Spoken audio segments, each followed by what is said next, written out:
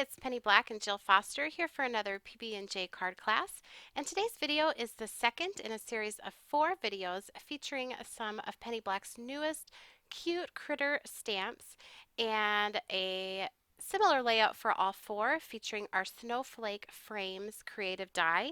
I found this is just the most handy die to have for finishing off any card or creating any simple scenes that just have a really finished look.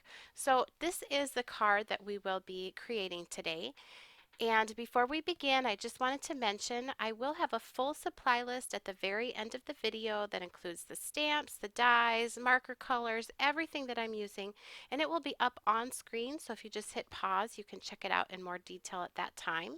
Now the stamp that I'm featuring is our miniature 3x4" transparent set called Hopping By, and I will also be using the exact match die Hopping By cutout to cut everything out once I am done coloring. So I went ahead and stamped this onto smooth white cardstock using Memento Tuxedo Black ink, and I am coloring this using my Arteza Everblend markers. These are an alcohol-based marker.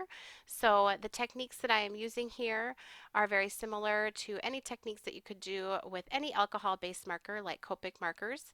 I really love working with these markers. They have a bullet nib and then also a wide chisel nib, and I find the bullet nib is just really handy for coloring in the details. They blend out very easily. And for these images, I'm not doing any super detailed shading. There's enough detail and character in the illustration that they really look great with just basic coloring. So for the bunny here, I've just done some very slight outlining in a darker gray, a lighter gray, now that I'm going back over that outlining. And then I will go back in with just the blender pen just to smooth that out and help it blend from light to dark. And for the rest of the images, I am just going to color them with one of the lighter colors and grab a darker color and just add a few lines in that darker color just to add a little variation in color and sort of some stylized shading to the images, but nothing very difficult, and this actually goes very quickly when you're working on this. So if you're mass producing cards, this is a really great image that you can use. So I'm just going to speed things up here on the video and continue coloring, add on a little Christmas music for you, and I will be back very soon.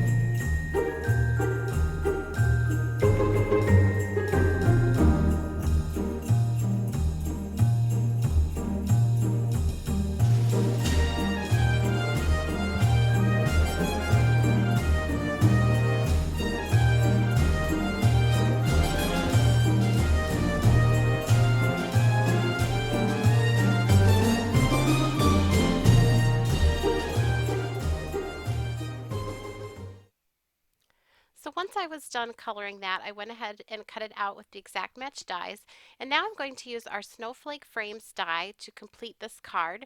Now I do want to mention the snowflakes on the inside of this die, you can remove those, but you may not want to remove that inner frame from the outer snowflake frame, because if you run those through together, you can also cut a just a plain rectangular frame that will inlay inside of the snowflake frame. So you can see that here. I ran this through some white cardstock and then some pink cardstock, and that inner pink frame is what you get if you do not take those two dies apart. So it's kind of handy to keep them together, something you might want to consider. Now for this scene, I'm also just hand trimmed a piece of white cardstock here to create a little snowbank. So you can see how easily you can create a little scene for your critter cards using the snowflake frame die, and it just has such a finished look with all of that detail you get with that frame die. Now I'm going to do some inking on the background, so I just went ahead and marked off just a little bit lower than that snowbank, so I had an idea here where to do my inking. I am applying some archival ink in the color of emerald green using an ink blending tool and a foam pad, and I've simply chosen this type of ink because I love that color and it matched with the color that I had used on the gifts with the bunny, so I just felt like it was a good match. I wanted to be a little bit darker at the bottom and then lighter at the top. Now I'm going to mount this onto that background using some foam tape adhesive. This is a standard 4 1/4 by 5 1/2 inch card.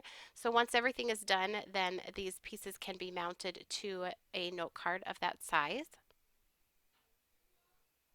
So I'm just putting that on. And you can see here how you can just slide that little cute bunny just right inside of there, how easy it is to create this scene. I'm going to use some foam tape at the top and then liquid adhesive down at the bottom. And then I'll also add that little gift, so that also has the exact match die. I'm just kind of playing around here with exactly where I wanted to put that. Now I went a little non-traditional with throwing in the pink here, but if you wanted to do this card design and keep it a little bit more traditional, you could just simply substitute some red where I've used the pink. Now these snowflakes also come as part of the snowflake frame die set, and I just trimmed off the little hook up at the top that can be used to sort of dangle them down in your design, so they just make a really nice snowflake up here in the sky. And then I have added my sentiment from our Marry Up transparent set, and I just stamped that onto black cardstock and white heat embossed it. And I'm just going to add that here onto the card. One side has foam squares and then the right side is just liquid adhesive, so everything lays flat. And I added a couple of pearls to those snowflakes up in the sky, and the card is complete. And here's another look at that finished card. I hope you enjoyed today's video, and if you did, please be sure to give it a thumbs up and subscribe to our YouTube channel. You can also connect with Penny Black on Facebook, Pinterest, Instagram, Twitter, as well as our website and blog, and I will link all of those for you down in the YouTube description box below. And if you stay tuned here, at the very end of the video up on screen will be that supply list as promised. Thanks for watching.